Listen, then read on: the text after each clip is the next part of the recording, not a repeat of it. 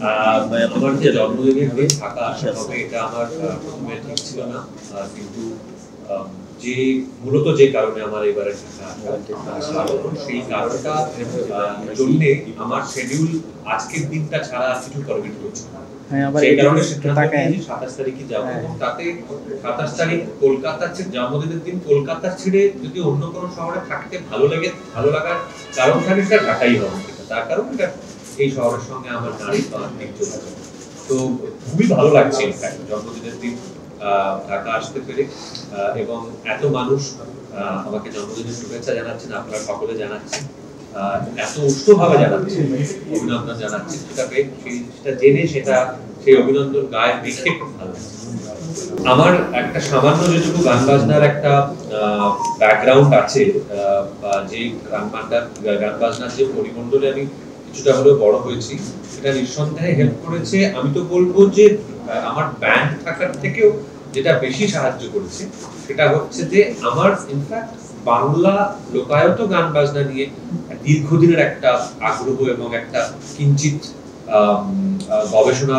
গবেষণাও আছে আর কি, বা তাগিদ চিরকালীন ছিল এটাকে জানা।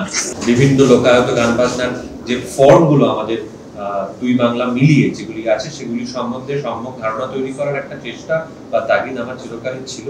আমি একটা সময় দোহার বা কালিকা রোশন ভট্টাচার্য এখানে অনেকেই বা সকলেই হয়তো চেনেন, আনফরচুনেটলি উনি আমাদের মধ্যে আজকে আর নেই। তাদের সঙ্গে একটা দীর্ঘ সময় সঙ্গ করেছি।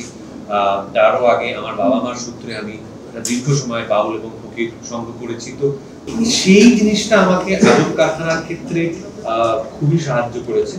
তার কারণটা হচ্ছে যে আপনি বললেন যে আজব কারখানায় আমাকে একজন রকস্টারের চরিত্র দেখা যাবে, হ্যাঁ ঠিক, আবার পুরোটা ঠিকও নয়। তার কারণটা হচ্ছে যে এই রকস্টারের একটা জার্নি আছে এই ছবি জুড়ে, যে জার্নির মধ্যে দিয়ে তিনি কোথাও একটা আমাদের বাংলার যে শিকড়ের যে গান বাজনাগুলি তার সঙ্গে তার পরিচয় ঘটে।